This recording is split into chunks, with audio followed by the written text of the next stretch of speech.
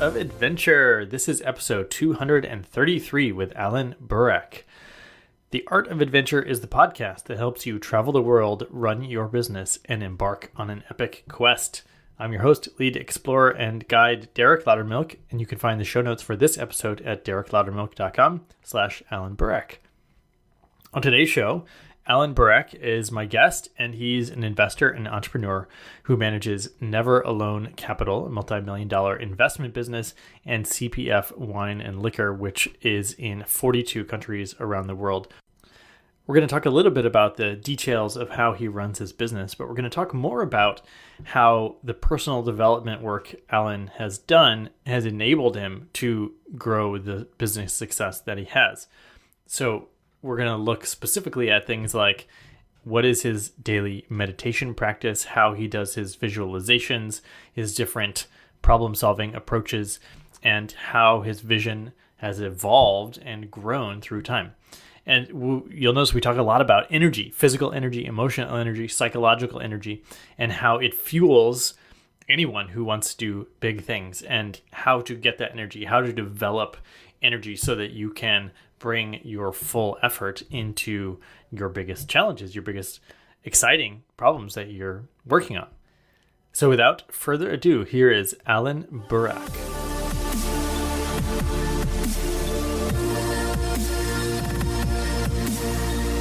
Welcome to the Art of Adventure, Alan Burak. Welcome to the show. Thank you very much. Thank you for the invite. Yeah, I'm so pumped to start. This is exciting, and let's talk a little bit about adventure at first. You just told me that you're heading to Africa in a few days. What will you be doing there?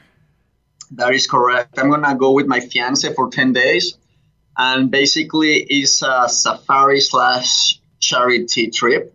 We're gonna be helping kids from schools, and we're gonna enjoy 2-3 safaris on the way.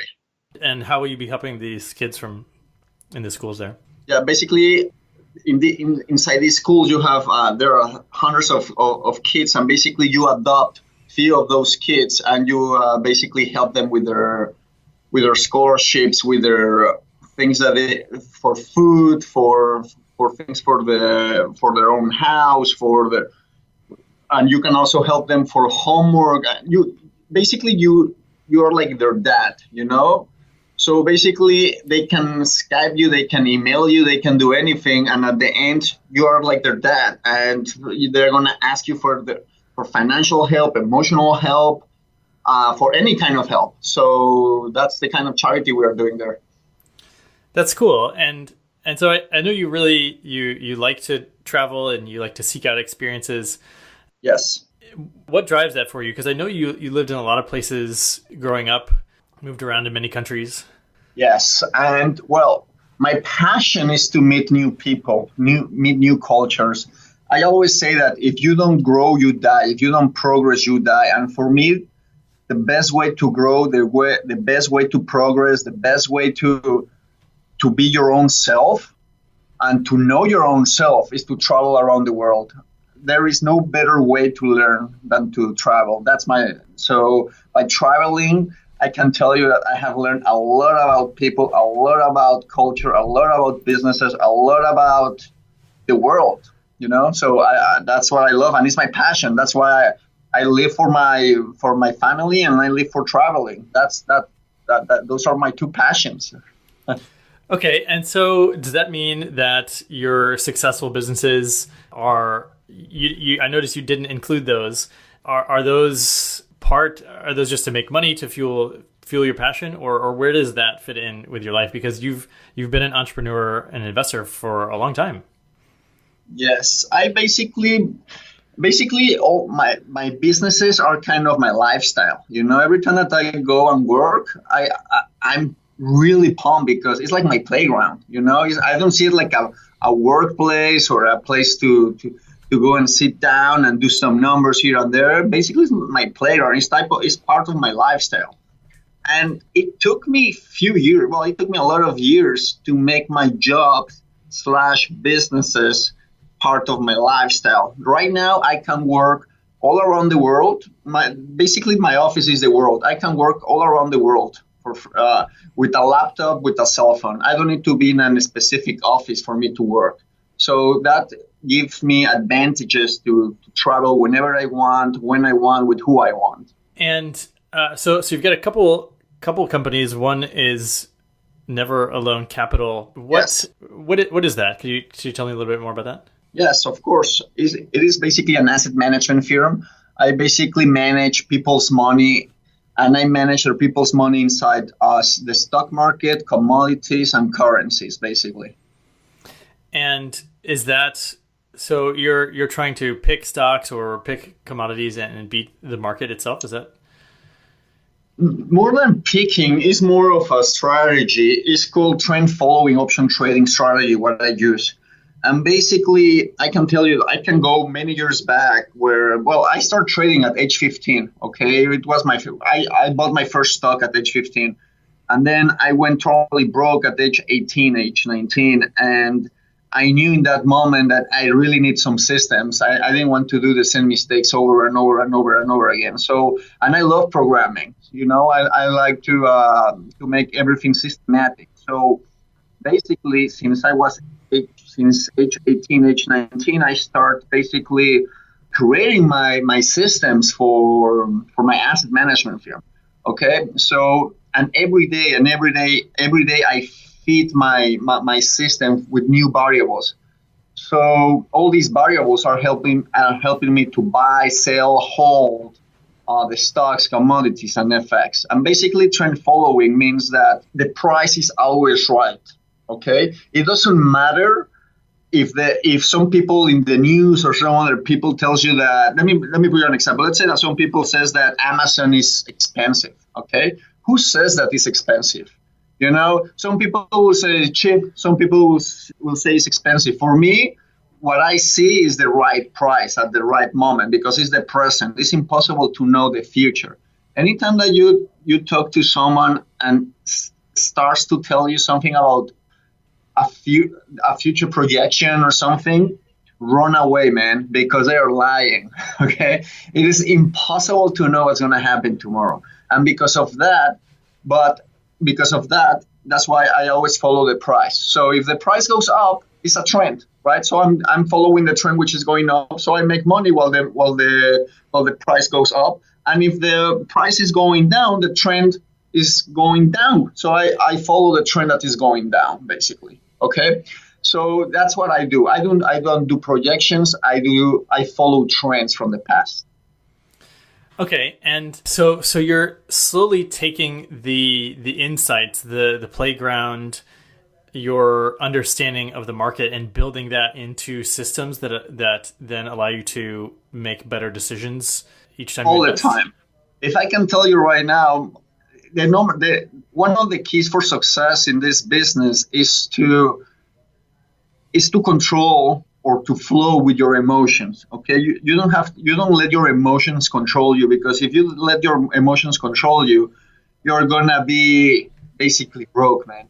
So having a system, okay, has been helping me a lot to control those emotions.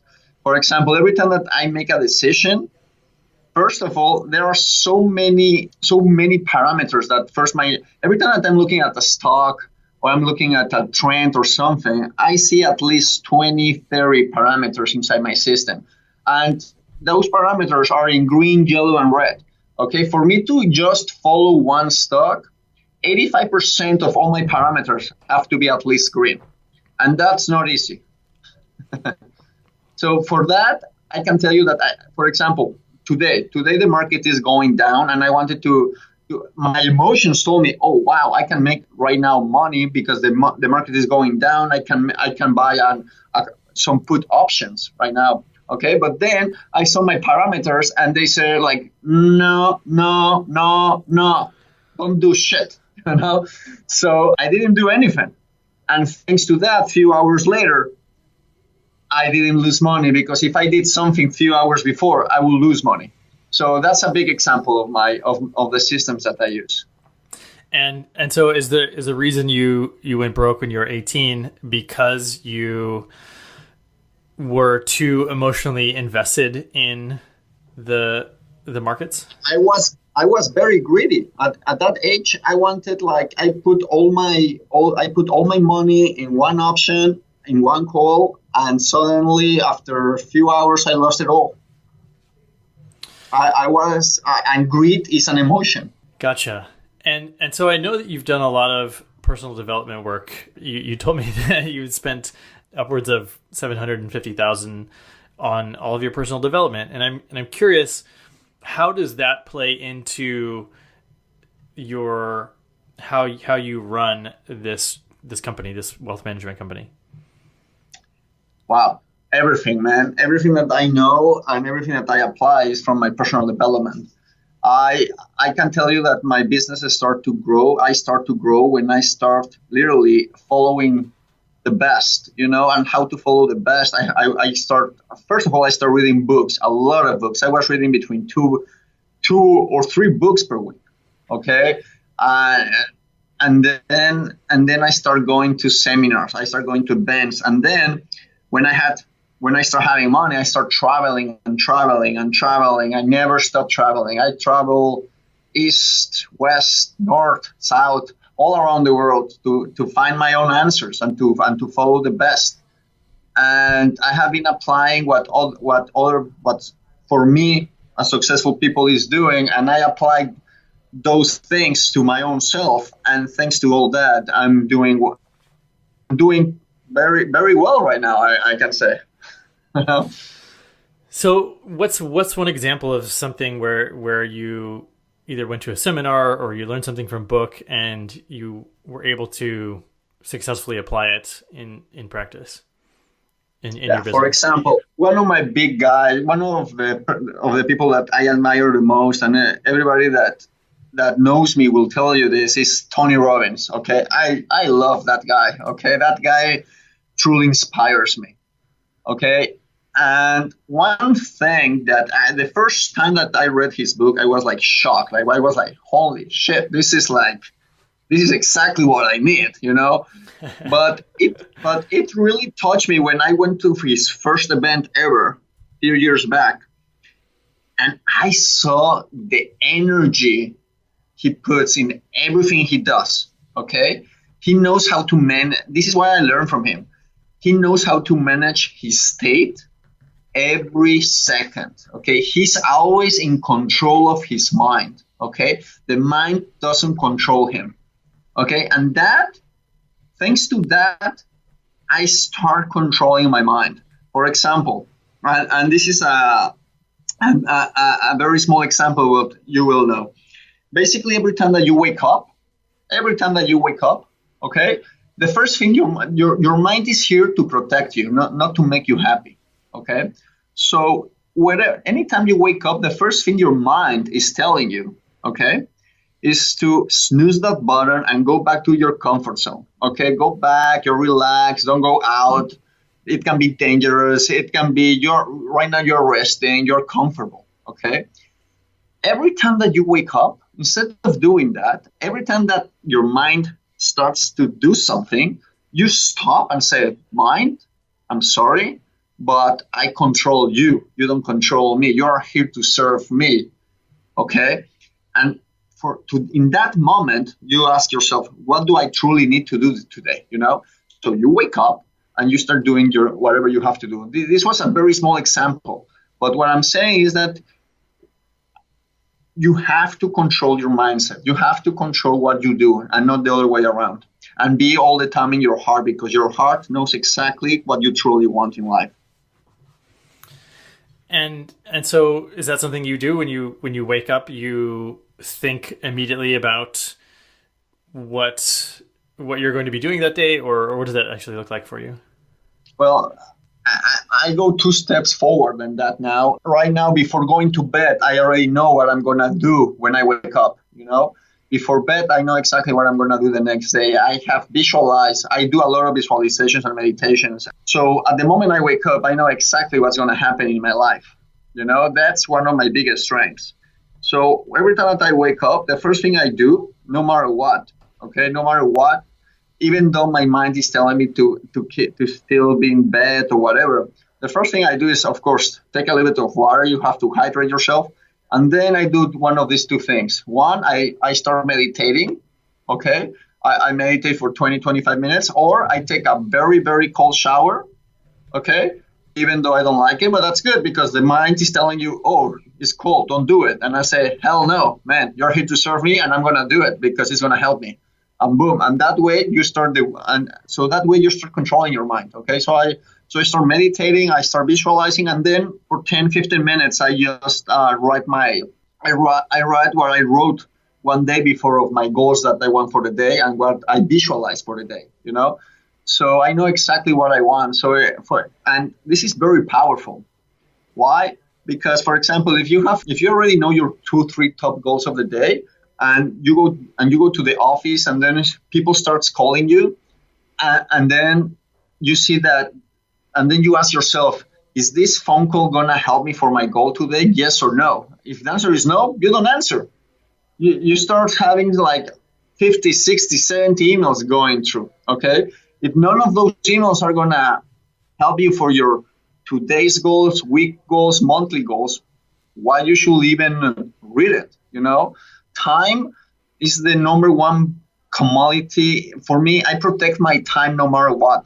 And that's something that I have learned over the years, man. So I always focus on what I truly want, which is have passion in my life, live with passion, be with my loved ones, and make my business grow and give back to everything that I'm growing. Okay. So if a call comes to me and that call is not going to serve anything of my goals or anything of my purpose or my whys or anything, I hang up. I don't even answer. You know, it's not worth it. Unless it's a big emergency, you know. But at the end, you don't answer. And when you're visualizing, how does that work? Are you visualizing physically or? It's a 20-minute meditation. The first thing I do is the first 2-3 minutes I start breathing like normally. I start breathing to my heart. Okay, I start feeling my heart. That way you can you synchronize your heart and your mind. And again, your mind is here to protect you. Your heart is here to make you happy. So when you're all the time synchronizing to your heart, you will start having better answers to your questions. Okay. So the first 2-3 minutes, I start synchronizing to my heart. Then the next 3-4 minutes, I start telling to myself what I'm grateful for. You know, I'm grateful for my fiance. I'm grateful for my fingers. I'm grateful for because it's raining. I'm grateful because everything that comes to my mind at that moment. I'm grateful for my heart, my family, my businesses, my food in the table, for everything. 3-4 minutes just of everything that you are grateful for, but fast, you know. And then on the next 5-6 minutes or 7 minutes, I start visualizing myself, the way I look like, okay? And I just start looking at myself doing everything for the day, okay? Like what I'm going to do in the day, what I'm going to do in the week, what I'm going to do in the month, where do I want to be in 1 year, 3 years, 5 years? And then I process all that and I bring it back to the present, okay? I bring all that back to the present so I can start like feeling that, smelling that, seeing, hearing. I put every single of my senses into all this visual, in all this that I saw to make it real. Okay. And then after all of that, I just thank the universe, God, whatever you believe in, to give me one more day of life. And I ask God, energy, whatever you believe, to please give health to the world, to your loved ones, to everything. And then another 1-2 minutes of breathing, again to my heart. I open my eyes and I pump myself. I put myself in a big energy state, man. Because without energy, you cannot do anything. So I'm always with energy. And you pump and you pump and you pump. And you pump yourself with energy, man. You see yourself as a ball of lava energy that is uncontrollable. You know, and that's the way to go on the day. Without energy, you cannot change lives. Without energy, you cannot change businesses. Without energy, you cannot do anything. Actually, without energy, you get sick. You need energy to fulfill your life. And are you like jumping around? Are you moving your body at all? You're After all that, it depends the day that I want to have. It depends what I visualize. Sometimes after my visualization, I go to the gym for 35 minutes. Or I go directly to a thing called cryotherapy. Have you ever heard of cryotherapy? It's basically a very cool, it's a machine that you go like minus 230 Fahrenheit. And basically you freeze yourself for 3 minutes and it pumps you a lot, man. It pumps a lot of energy, inflammation goes down, and you can start a day. Or I go to the gym, I do 10 minutes, 15 minutes of cardio and 30 minutes, 20 minutes of lifting some weights in a strategic manner. Okay, it's not how much you do, it's how you do it. So, and that's it, man. And then I go to my businesses. I start going to some meeting. I start my day. Wow. Okay. That's very clear. When we were first talking, you were telling me about how you went to India to find someone to learn meditation from.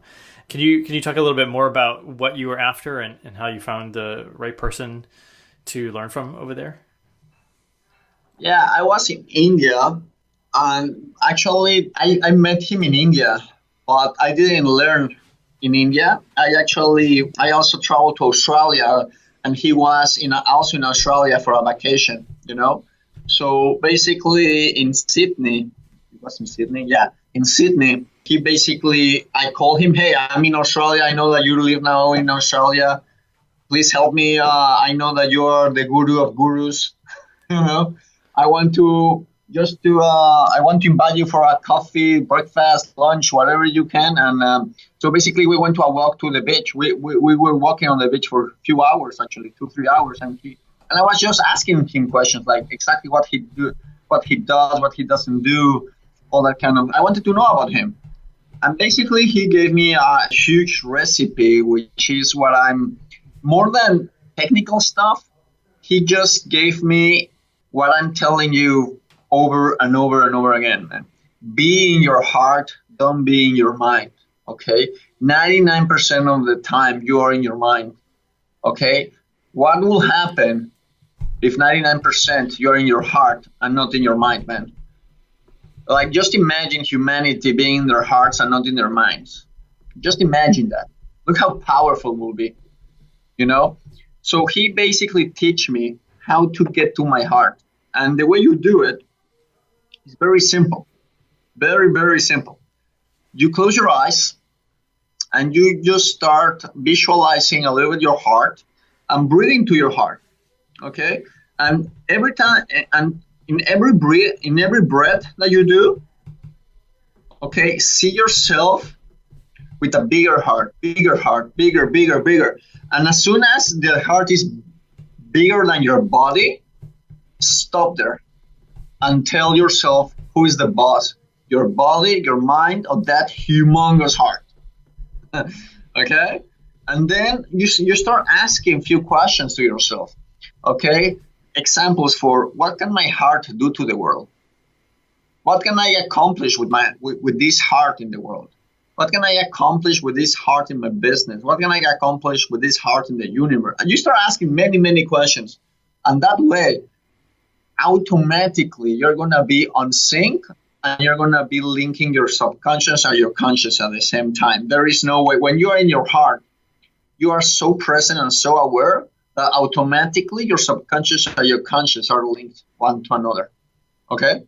It takes a little bit of practice to do that big heart, because as soon as the mind sees that big heart, says, hell no, I cannot be smaller than the heart.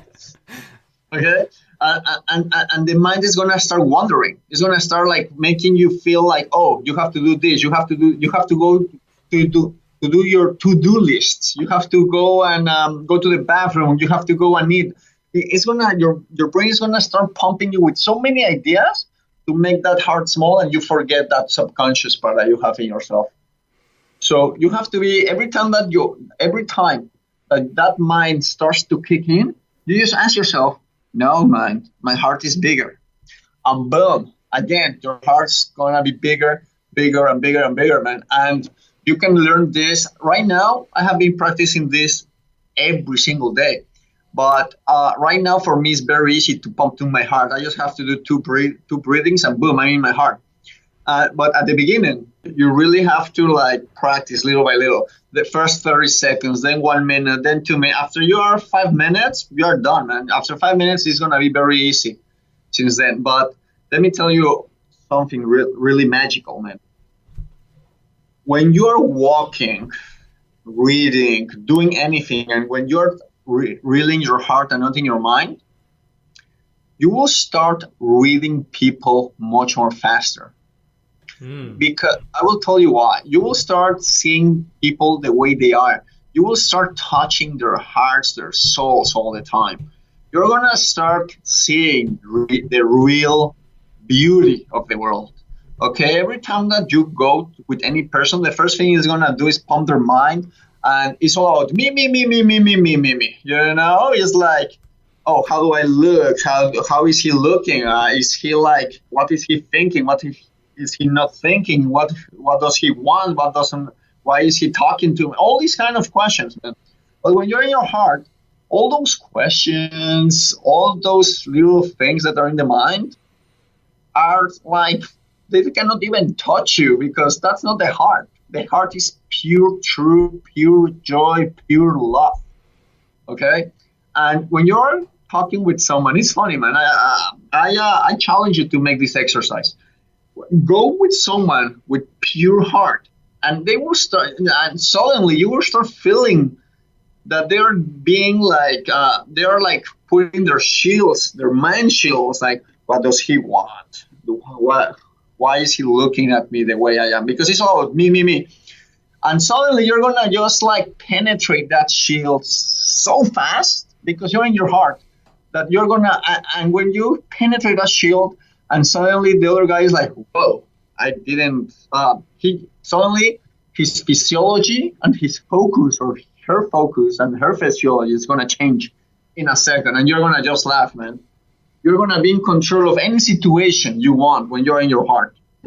Because the heart has no boundaries. Okay, and so how do you bring this practice? Like, so you're saying, okay, you meet someone and you approach them with your heart. Does it simply make you better connect with people as you come along the way?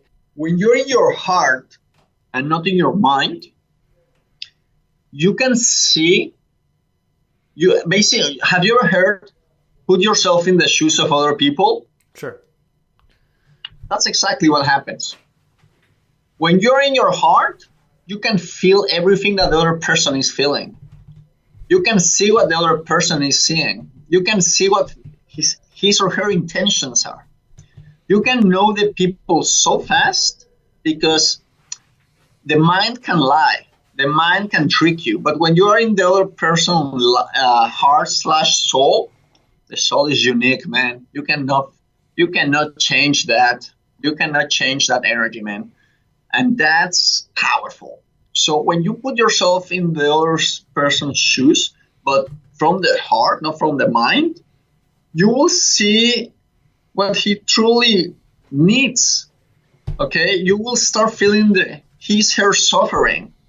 And you will realize, with a little bit of practice, what they truly need. Okay? Which at the end are two things. There are two big fears in life. Okay? And number one fear is not being good enough.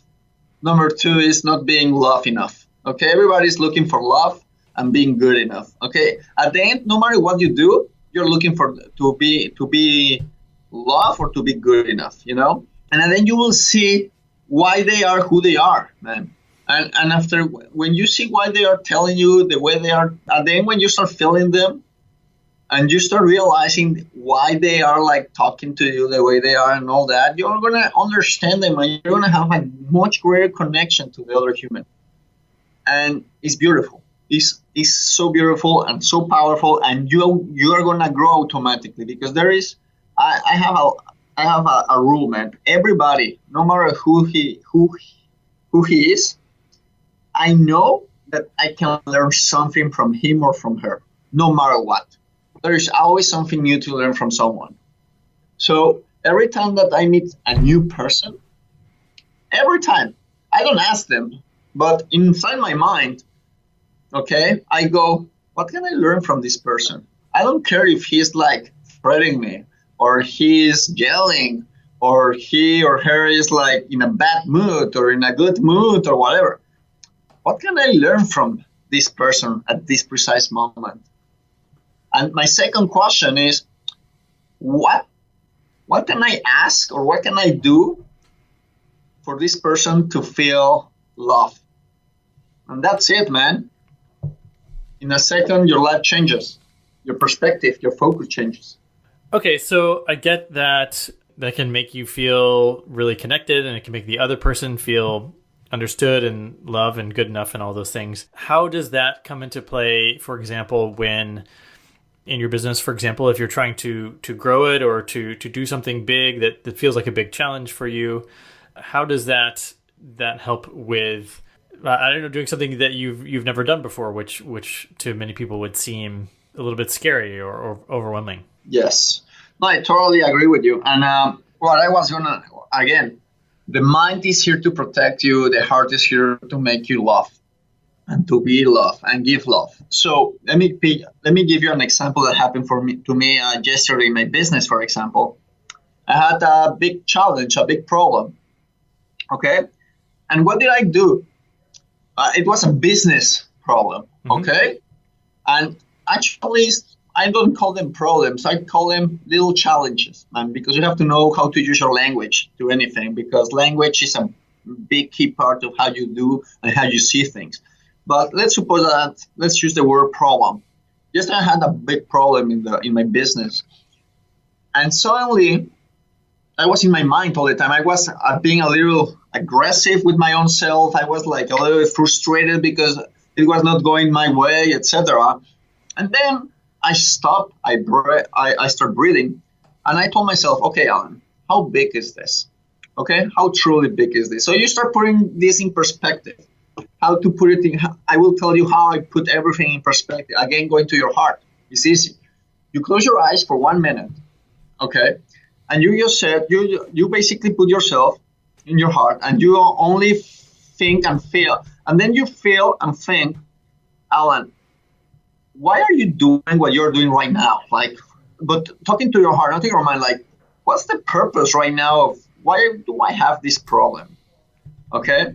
So, and then suddenly you will start realizing that and then you start like putting like beautiful thoughts in your mind. Okay. Like when you were a child, this and that.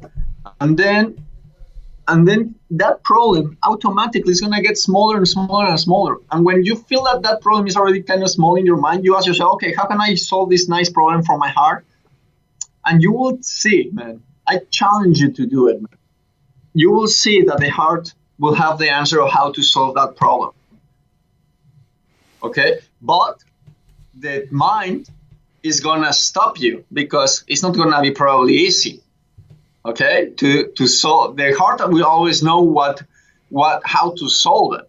Okay, but the mind is gonna hear, no, don't do that. What do other people will say? Oh no, what will this be? Oh, what will happen in the future? The mind will stop you. So you have to know how to really solve the problem. Everybody knows how to solve the problem, but they are not willing to make it happen because they are afraid, because the mind is stopping them. Okay? So you have to understand to be in your heart again, okay? And have the strength of the mind serving you to solve that problem. Okay, so the solution, so yesterday your heart gave you the solution. You knew what to do? I knew in 6-7 minutes what to do. And I started laughing. Actually, I started laughing at it. So I put it in perspective and I said, how small of this problem is compared to other people that cannot even walk, is this really a problem, man? Do you consider this a true problem? Come on, Alan. And I was actually starting to joke to myself. Like, I was laughing to myself. There are no such thing as big, huge problems. There is someone else with much bigger problems than you do. People have problems because they are they want to be a little bit worth it here and there. And everybody loves problems. And it's the biggest sickness. Everybody likes problems. Every time that you go out, how are you? I don't have time. That's a problem. I don't know. Everybody loves problems. But at the end of the day, it's not problems. It's the way you see your life. Yeah, I think it's really interesting. I notice I've recently moved back to the U.S. and one thing that I notice more here is that people will start conversations by sharing a problem in a sense, attempt to build some sort of rapport. Is definitely something that I see less in developing countries a little bit. Yeah. I totally agree with you. I mean, you see, everybody thinks that they are. Let me put it this way: most people, I would say most people. I sometimes I'm inside this niche too. The first thing people do when they wake up, the first thing, okay, the first is instead of asking themselves what they want in life, how can I make this day much better, blah, blah, blah. Instead of doing all that, the first thing they do is they go back to the past automatically, and you know that you know your past, okay? So the first thing you do is you start thinking about, oh, my emails, oh, my Facebook, oh, my Instagram, oh, this, oh, that, oh, I have to go here, oh, I have to go there, oh, the mine. And everything, and the way you put it in your mind is like a problem. It's not like a beautiful thing. It's like, oh. It's like you always say, like, oh, I have to see my email now.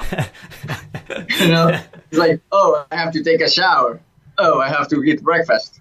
Oh, it's getting late.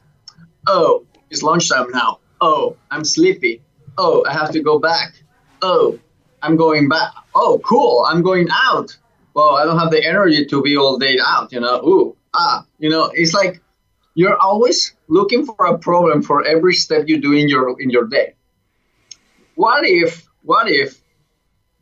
and this is a challenge for your audience, what if one day you decide, not your mind, but you decide that I'm going to live every single day of my life in a peak state, in a beautiful state, in a state that no matter what, you know that life happens for you, not to you. Okay? In a day that everything is happening, instead of saying, oh, you are going to say, yes, I'm in traffic. Yes, I'm working. Yes, I'm eating junk food. Yes, I'm late. And so what? Man? It's like, who cares, man? And then who cares? Say, instead of, oh, just start with that yes. And you will see your physiology, your focus, your mind changing so rapidly in a positive way that your brain tissues and everything, you're going to start having more energy. Believe me, instead of saying oh and saying yes, your energy will start, okay? There are so many ways to make energy. Energy comes from your spinal system. It comes from the inside out, okay? And the way you treat yourself is how the energy goes out, okay? People, that's the thing, man. People start looking from the outside world to bring energy to themselves. But at the end, the energy is already inside you, okay? The only thing you have to know is how to explode it. And it's very simple, man. It's control your mind and be in your heart, okay? That's all. Sounds easy. With practice, it is. Okay, I love it. You were telling me about how your purpose has evolved over time, and that the way that you either feel or think about your mission is growing. Can you go a little bit deeper into what does that mean? What does that look like for you? Every time that I grow more, my purpose for a reason gets higher. Okay? Every time that, for example, I have a new purpose, and this new purpose is around 6 months old. Okay? Because I had a smaller purpose a few months before that, So every time that you grow, and let me as I said in the beginning, progress equals happiness. If you don't progress, you die. So when you set a goal, I always set goals that are humongously high. because it's not about the goal, it's about the journey. I always say that, okay? Because as soon as you accomplish the goal, you're gonna be like, oh, now what's the next step, right? So it's all about the journey. You should always progress, learn, and how to do that is by being in an uncertain world and being uncomfortable. And again, it's being out of the mind, because the mind is making you comfortable. You have to be out of the mind to be uncomfortable, to be out of the box. Okay. So by saying this, every time that I grow, every time that I feel and I start like looking at my own self and everything, and even in my meditation visualizations, I know that I can do even more than I thought I could do 6 months ago. Okay. So every time that hits me, it's like when I feel like, damn, Alan, you're playing so fucking small. I can go much bigger. That's when I change my purpose. That's when I change my why. That's where I had a breakthrough, and I say, Alan, you can do much more than this.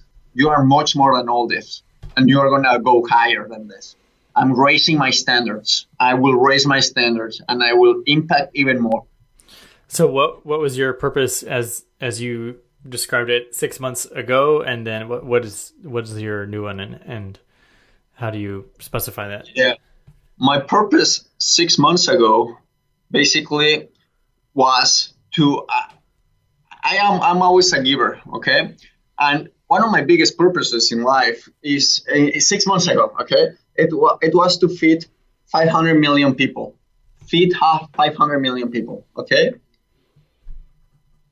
Now my purpose, I know by a fact that I can make it happen with few people that I have been talking and meeting in the last couple of months, and the structures and everything, that I can actually not even just feed, but I can feed and give clear water to 1 billion people by all these people that I'm basically meeting, you know, and we can all do it together. So I know that I can impact 1 billion people. I know that by a fact. So clean water and food. Clean water and food. / education. Because if you don't have education, you don't have anything. Okay. Wow. Yeah. And so you've got a number to it, 1 billion people, which is like 12% of the earth or something like that. That is correct. And I know I can do it, not by myself, but with all these people that I'm meeting and all their organizations and all that. I know I will make it happen. I already started doing it. I'm not starting from zero. I already have a few thousands. So I know that it's possible. Gotcha. Okay. And so what I noticed right away that I'm like going into my mind, like that's such a large scale purpose or goal. Yeah. You need to have a higher purpose than your own self to wake up every morning and be motivated. Believe me, because if your purpose is like for your own self or lower than yourself, you're gonna be the whole day tired, man. Okay, so how does that fit in with? So this is different than your investment business and your wine business. How do those all fit together for you? Yeah, basically 15% of all my income, my personal income, I give it to charity. But smart charity. Like I just don't like go out and just give by giving. I start making strategies. I start making systems to start helping and to start organizing foundations, organizing people, and start organizing everything that I need to do to make the impact happen. So right now the businesses are sort of, that's where you generate the money that you then funnel into the charities that you want to work with, and then you also work on systems for those charities to help the charities. Is that is correct? Yeah, everything that I earn, 15% of what I earn goes directly in a systematic way directly to help all these people / foundations. And what, when you help 1 million people get clean water and food, or 1 billion, I mean, that's a difference. What's the best part of that for you? Wow. Honestly, the emails that I receive, I receive email. I have never met these people that I'm helping. But well, right now I'm in Kenya, I'm going to meet some, right? But every time that I receive an email, like few weeks ago, I received an email saying, Alan, I know that we haven't met, but thanks to you, my dad recovered from a very big disease or something, because they were bringing food to him, free food to him, and that food helped him with his strength and his health, and now he's healthy and he's starting to work again. Those kind of emails are the emails that make me do more. Beautiful. And also that's why I'm starting my personal brand. That's my third business, where I'm going to impact as a coach. I'm going to start impacting as a coach, peak performance, how to live life. But because at the end, I want to teach them how to be totally fulfilled in life, so they can have part-time. Well, not even part-time. Part of fulfillment is giving. So I want, for me to accomplish this billion, I need partners. I need people. I need honestly people that also wants to help, to give. So I'm gonna help them to fulfill their life, and at the end they will realize that they want to give more to the world. Mm-hmm. Gotcha. So amplifying through other people. Love it. All right, I've got one final question for you. Yes, please. Let's say you've got a chance to put anything you want on a billboard over a major American city, like New York City, for example. I know that's where you live. What do you put on that billboard? Wow, I have so many.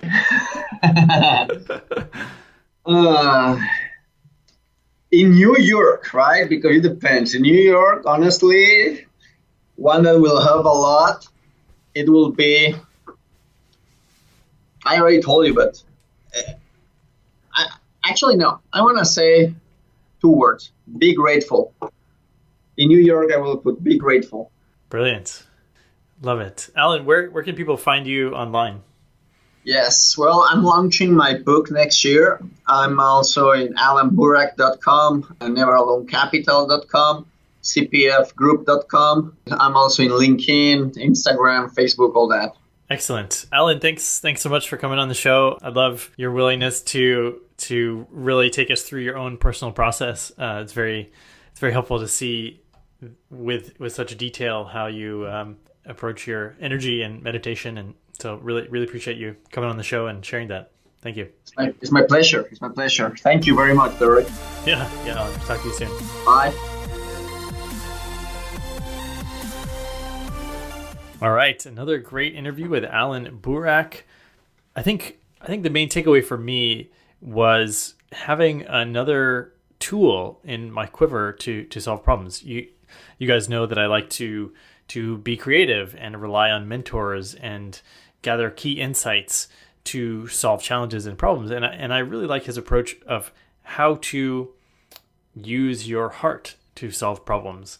And the way I think of it is kind of like listening to your intuition.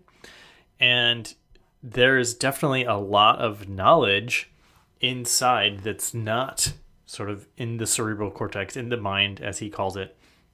And so I definitely want to experiment and try to bring that more into some of the things that I'm working on. And I also love how you can tell he's just super fired up, super energetic. And I love how he's learned all of this stuff and he then practices it. He said it's hard at first and then it becomes really easy.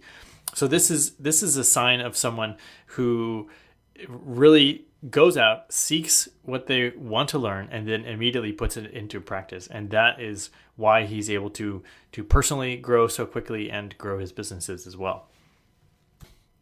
And if you're looking for more ways to grow yourself and your business and your career opportunities, check out my latest book, Superconductors. It's out now wherever you buy books. It's called Superconductors, Revolutionize Your Career and Make Big Things Happen. And that's what this episode is about, making big things happen. So would love for you guys to check out the book. And if you happen to buy it on Amazon, would love for you to leave a review. That really helps people when they're deciding whether to purchase the book. And that's all for our show today. So now it's your turn to go out there, be adventurous.